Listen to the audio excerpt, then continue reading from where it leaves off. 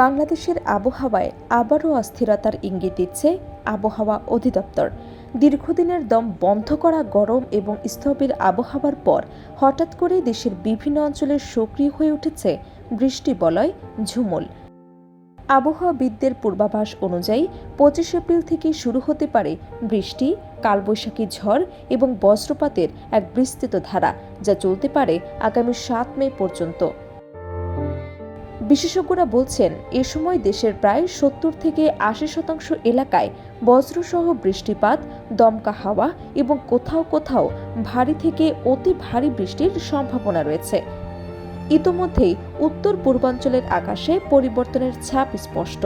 সিলেট এবং ময়মনসিংহ অঞ্চলে মৌসুমী বৃষ্টির প্রাথমিক লক্ষণ দেখা দিয়েছে, যা এই বৃহৎ আবহাওয়া পরিবর্তনের সূচনা মাত্র। আবহাওয়াবিদদের মতে, রাত বাড়ার সঙ্গে সঙ্গে এই পরিস্থিতি আরও তীব্র হতে পারে। ধীরে ধীরে বৃষ্টিপাত দেশের অন্যান্য অঞ্চলেও ছড়িয়ে পড়বে। বিশেষ করে 29 এপ্রিল থেকে 5 মে পর্যন্ত সময়টিকে সবচেয়ে অস্থির এবং ঝুঁকিপূর্ণ হিসেবে চিহ্নিত করা হয়েছে। এ সময় ঝড়ো হাওয়ার গতি ঘন্টায় 60 থেকে 80 কিলোমিটার পর্যন্ত পৌঁছাতে পারে। কিছু এলাকায় এর চেয়েও বেশি গতির ঝড় হতে পারে, যা জনজীবনে বিঘ্ন সৃষ্টি করতে পারে।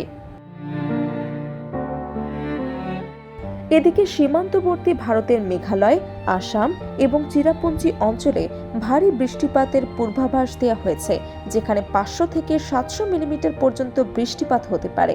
এই বিপুল পরিমাণ পানি পাহাড়ি ঢল হয়ে বাংলাদেশে প্রবেশ করতে পারে।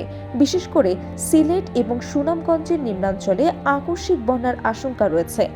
যদিও এই বন্যা দীর্ঘস্থায়ী হওয়ার সম্ভাবনা কম, তবে স্বল্প সময়ের এই প্রবল পানির ঢল স্থানীয় মানুষের জন্য বড় ধরনের ভোগান্তির কারণ হতে পারে। কৃষি খাতেও এই আবহাওয়ার প্রভাব পড়তে পারে। বিশেষ করে হাওড় অঞ্চলের কৃষকদের জন্য এটি উদ্বেগজনক সময়। ধান কাটার মৌসুমে টানা বৃষ্টি হলে ফসল নষ্ট হওয়ার আশঙ্কা রয়েছে। কৃষি সংশ্লিষ্টদের দ্রুত ফসল সংগ্রহ এবং প্রয়োজনীয় সতর্কতা অবলম্বনের পরামর্শ দেওয়া হয়েছে। তবে এই প্রতিকূল পরিস্থিতির মধ্যেও কিছুটা স্বস্তির খবর রয়েছে। টানা বৃষ্টিপাতের কারণে দেশের তাপমাত্রা কমে আসতে পারে, ফলে সাম্প্রতিক তীব্র গরম থেকে কিছুটা স্বস্তি মিলতে পারে। তবে এ সময় সামাজিক যোগাযোগ মাধ্যমে ছড়ানো 45 থেকে 57 ডিগ্রি সেলসিয়াস তাপমাত্রার যে গুজব প্রচার হচ্ছে, তা সম্পূর্ণ ভিত্তিহীন বলে জানিয়েছে আবহাওয়া অধিদপ্তর। আবহাওয়া বিশেষজ্ঞরা সবাইকে সতর্ক থাকার আহ্বান জানিয়েছেন।